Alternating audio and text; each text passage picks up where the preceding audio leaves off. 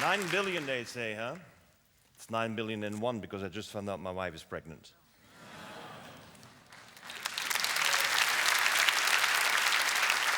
Maybe on the next information you don't clap anymore because it's my 6th child. But one is adopted, at least, you know. But I think we got to change the rules of the game. If we're going to play according to the rules of the game, we're going to miss it. Globalization is over, for once and for all, because we got better. We got to change the rules of the game of how business is being run. And we have to change the rules the way academics are doing it. And mind you, if you're an academic in the room, I'm also a professor, but if you're an academic in the room, your diploma has just expired. Amen. That glass is full with air and water. Why do we always ask the question if it's half full or half empty? We got it wrong. We got to start thinking about what are we doing every day and look at reality in a very different way. Is this the kind of breakfast you had? I hope not. Because this is the kind of breakfast you had. You have an acid body. And life emerges in the ocean where the pH is 8.2. So we have to make certain our body creates life. And therefore you have to eat healthy, like our Japanese breakfasts. Did you have it this morning? I got up too early. I was 5 o'clock, was on the road. I couldn't get it done because, you know, the problem is that Japanese breakfast not only gives you the 7 colors of the rainbow, it actually gives you alkalinity. It gives you the basic food that you need in life. And that's the factory I tried to create in '92, 21 years ago. And I thought this is a biodegradable factory, these are biodegradable products, but I was dependent on palm oil. And that may be a biodegradable product, but it certainly is not sustainable. It took me 21 years to finally get people to understand it, and still we're consuming the stupid biodegradable products that destroy the earth and the habitat orangutan. How can we continue? It's because we lack the ethics. Because if you have to make a decision in your life to change things, you have to decide it because you think it's for the better world. And that means ethics are critical. We can't keep on stealing less from the world. We have to start doing much better. Stealing less is stealing, polluting less is polluting. Stop doing less bad, do more good. And I look at my children and I say, here's my daughter Chido, who's from Zimbabwe. She takes my little son for a walk. They find a mushroom, they pick up the mushroom, they take out a little piece, put it in a wet newspaper under the bed. 2 weeks later, the molds are growing. That goes into the little plastic bag with the coffee, and 2 weeks later, he's harvesting. Don't tell him there's hunger in the world. He will tell you that he can fix it in a month's time. And this is what we need. He can fix it. Now, I need to be inspired, and I want to be inspired to do things differently. And first of all, nature is a great master. And second, I'm very much inspired by women who do things. Like Wendy Hlabe, who created the first women fund, investment fund, that is only for women, decided by women, and with money from women. $1.4 billion on the Johannesburg Stock Exchange, mind you. Never been invited to TEDx. Suggestion. I summarize in the report to the Club of Rome 100 ideas that gives us 100 innovations that will change the world and generate the jobs. And we have to go beyond the green, because green is great, but not good enough. We have to be more innovative. And instead of always cutting costs, we have to start generating more value. Generate more value with what you have. But that requires vision. And vision needs to source itself in fantasy. And then translate into reality, using innovative science and take risks.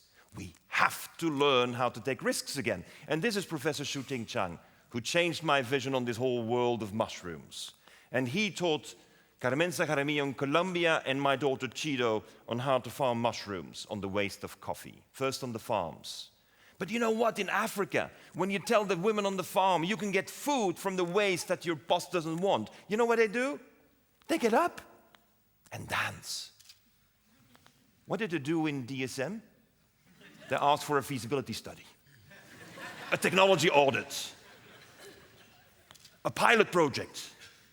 And then 3 years later, they still haven't done anything. I love the ad, it was beautiful, but it's not going fast enough, my gentlemen, my dear ladies. We got to go much faster. We have to act like Africa acts, or like Cédric here in Paris is acting. A container at about 2 kilometers from Café de la Paix, where the waste of the coffee is converted into mushrooms, and the mushrooms delivered straight on time. 60 jobs with one container. That's changing the rules of the game. That's getting food right down to the city. And it's cheap and it's easy. And look at that.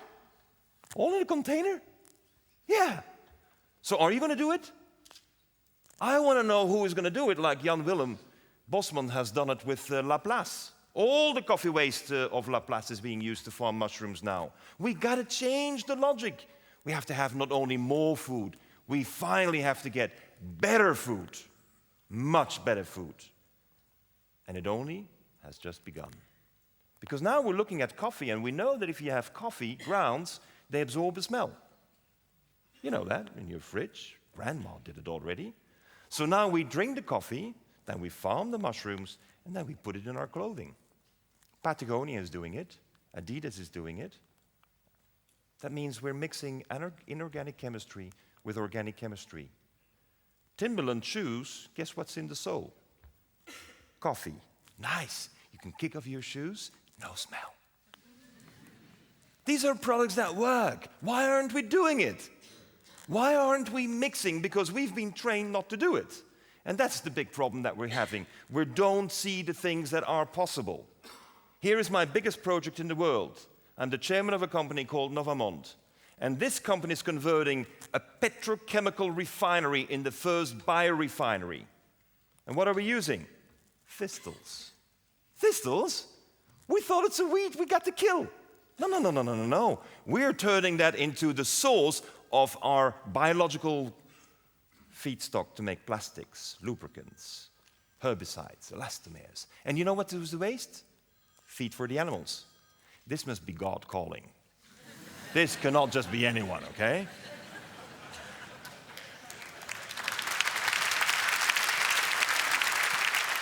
We can generate so many products out of a thistle, and until now we thought it was a weed. We gotta kill. Change your perception. It's urgent we do this because the world is coming to a new world. And one of these worlds is that, look at these wastes. Now we're in Maastricht, and you have these horrible piles of coal stones still sitting there. Now this is what we're doing in South Africa. We're turning waste, crushed stones into paper. Yeah, the only thing we need to mix with it is PET bottles, but we happen to have a lot of those as well. So we're making paper from stone. We pulverize it, mix it with PET, and we use 0 water and 0 trees.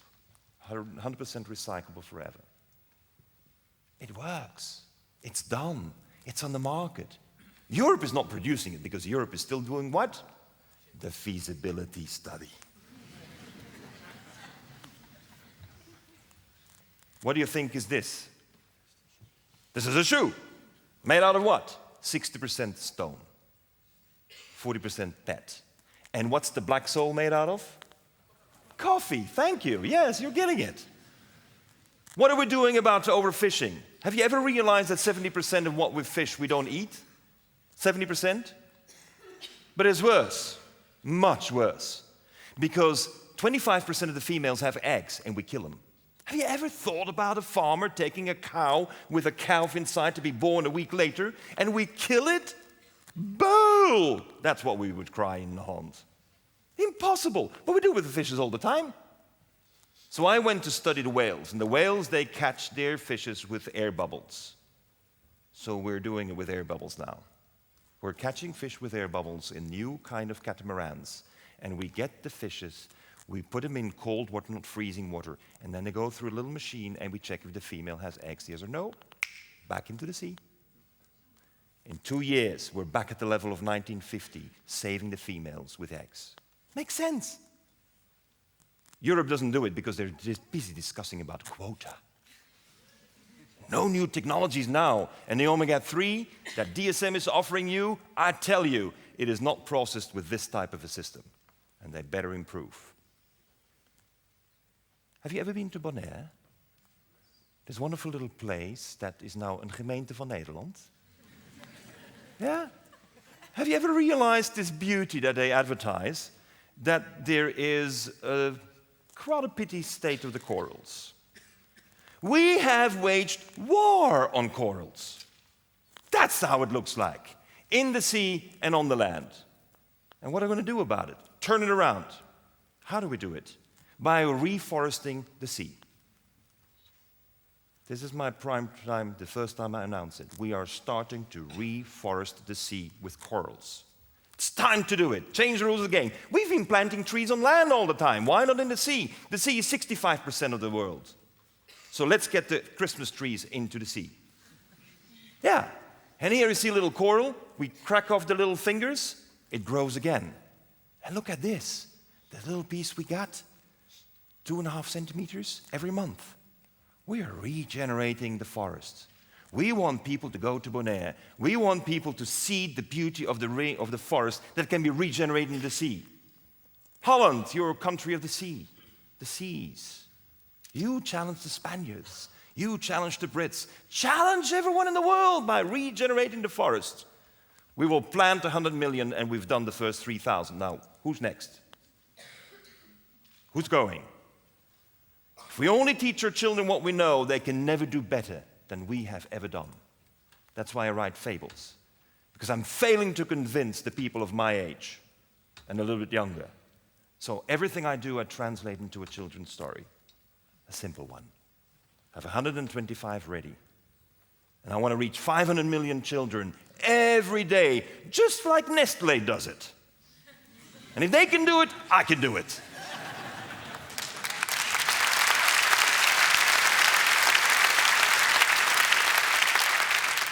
Guess what? I have an agreement with the Chinese. All my fables are free distributed in China. I got 340 million kids guaranteed. Use what we have. Reindustrialize our mindset. Innovate and compete. Create a better world. With the words of Nelson Mandela, it always seems impossible until it's done. Thank you.